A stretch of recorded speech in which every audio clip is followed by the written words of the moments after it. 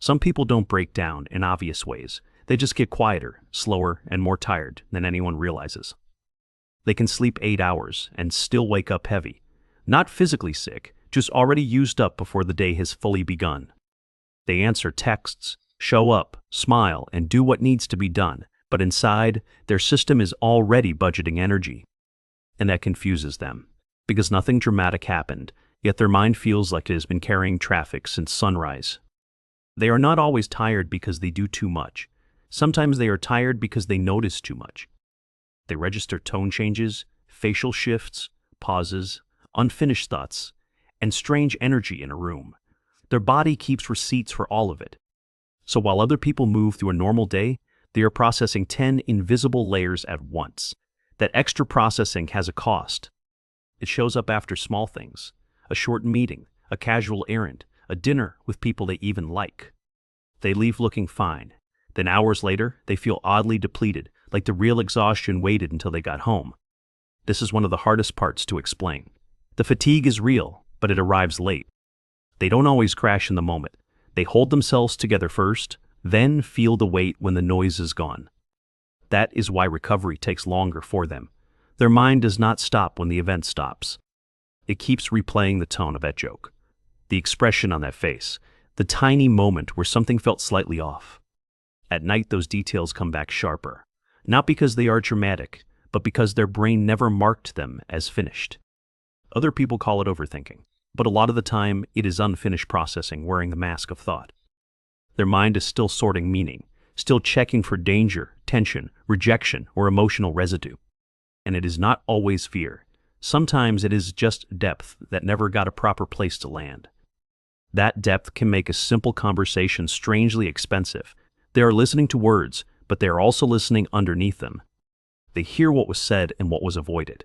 They notice what someone meant, what someone hid, and what changed mid-sentence. That level of awareness can look calm from the outside. Inside, it feels like 10 browser tabs playing at once. So they sit there nodding like everything is normal. Meanwhile, their nervous system is quietly taking notes on everything. This is why some people need more recovery than others. Not because they are weak, but because they are running a deeper scan. Their system does not skim life. It absorbs it. They can walk into a coffee shop and feel fine for 10 minutes. Then the music, the chairs scraping, the bright lights, and the conversation beside them start stacking. Nothing is unbearable on its own, but together it creates a kind of invisible crowd inside the body. By the time they leave, they may not even look stressed. They just feel strangely far away from themselves. That feeling follows them home. They drop their keys, sit in silence, and finally notice how tired they actually are. Sometimes recovery begins with one long exhale in a dark kitchen. Sometimes it begins when no one is asking anything anymore. Because pressure is not always loud. Sometimes pressure is just being available, readable, appropriate, responsive, and emotionally tuned in for too long. Sensitive people often spend energy before they even speak. They are already reading the room before the conversation fully starts. They sense who is irritated, who is shut down, who wants approval, and who is pretending to be okay. That awareness keeps running in the background. Even when they try not to care, they still notice. And noticing is work. This is especially true around unpredictable people. The body becomes alert in small, exhausting ways. They monitor voice changes, timing, tension, and mood shifts without meaning to. It becomes a form of constant inner bracing. That bracing is subtle. It may look like perfect self-control. But perfect self-control can be expensive. It often means the body never got permission to fully unclench. So, they get through lunch with friends or a family visit just fine. Then they come home and feel like they ran a marathon in disguise. They may even judge themselves for it. Why am I this drained from something so normal? Because what looked normal on the outside was not simple on the inside. Their system was doing much more than participating. It was scanning, adjusting, filtering, softening, and staying emotionally aware the whole time. That kind of hidden labor does not show up on a calendar. And it does not only happen around difficult people. Even good moments can be draining when you feel everything deeply. A beautiful conversation can stay in the body for hours. A kind comment can echo just as long as a cold one. That is the part people miss. Deep sensitivity does not only absorb pain. It absorbs warmth, tension, beauty, awkwardness, disappointment, and atmosphere. The nervous system does not always sort them by importance right away. So the day keeps living inside them after the day is over. That is why rest is not always immediate relief. They can finally get home, put on comfortable clothes, and still not feel settled. The outside got quiet, but the inside stayed busy. They lie in bed, and the replay starts. That look, that pause, that sentence they should have phrased differently. Sometimes the mind is not attacking them. It is trying to complete what never emotionally finished. It is returning to moments that were too fast to fully process in real time, especially moments that felt slightly off. For people like this, small social friction is rarely small. It lingers because they felt more than they showed. They may laugh at dinner and still carry one strange comment into midnight. Not because they are fragile, but because their brain stores nuance.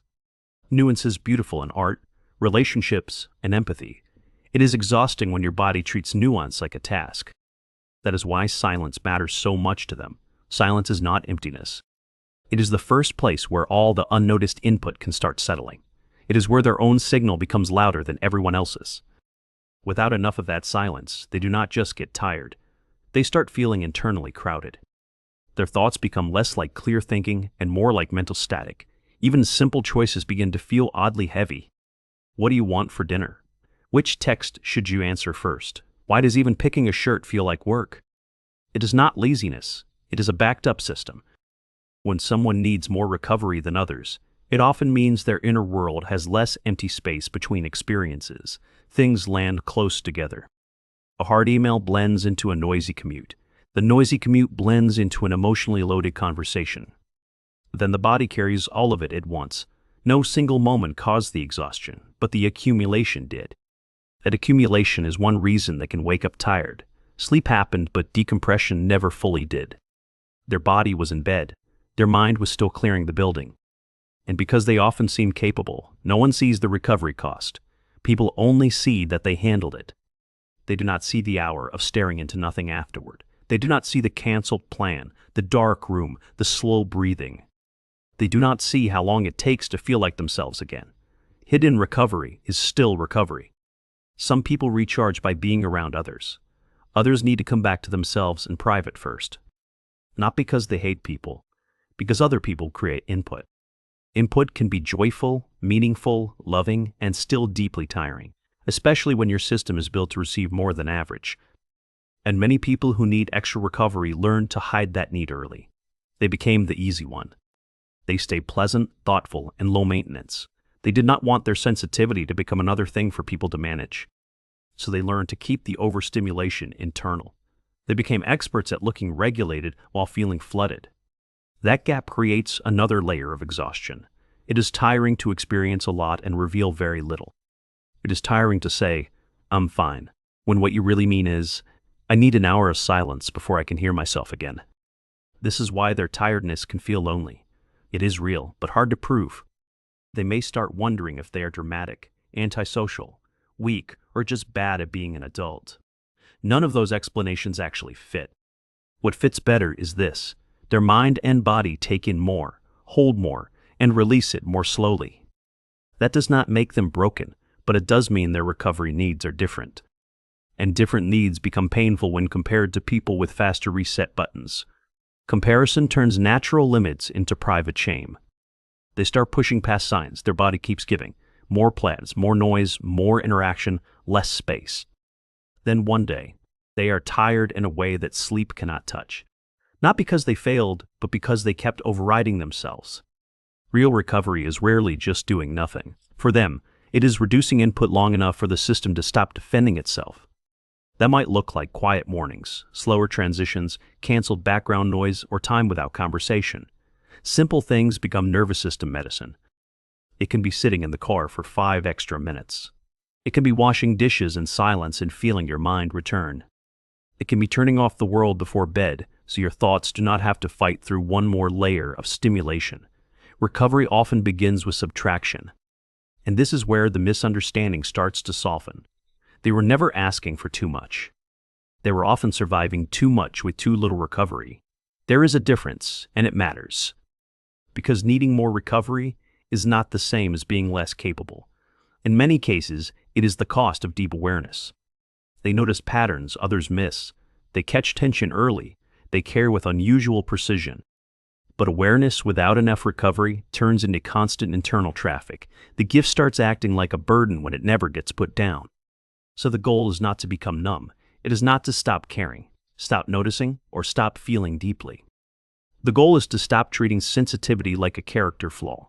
It is to respect the recovery budget that comes with it. That might mean leaving earlier than everyone else. It might mean saying no before your body has to scream it. It might mean trusting that your exhaustion has information in it. Not every tired feeling is weakness. Sometimes it is evidence. Evidence that your system has been carrying more than anyone could see. And once you understand that, something shifts.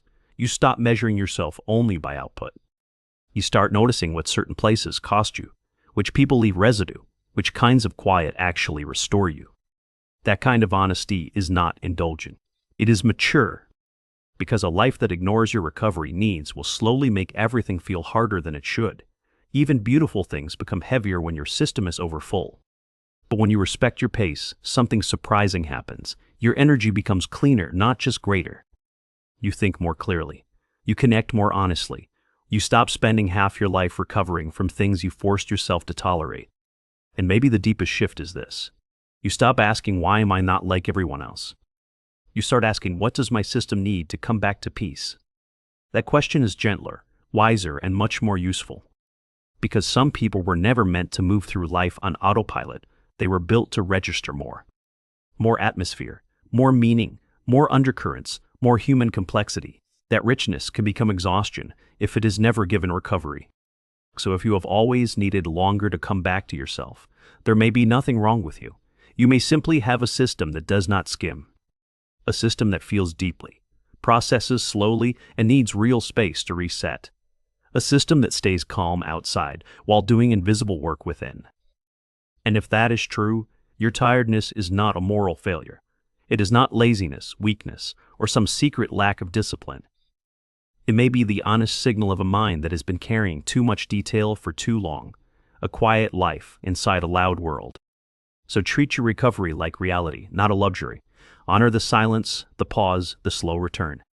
Because the people who need more recovery are often the same people who notice the most, feel the most, and carry the most without saying a word. And sometimes the most powerful thing they can hear is this: your system is not too much, it has just been asked to hold too much for too long.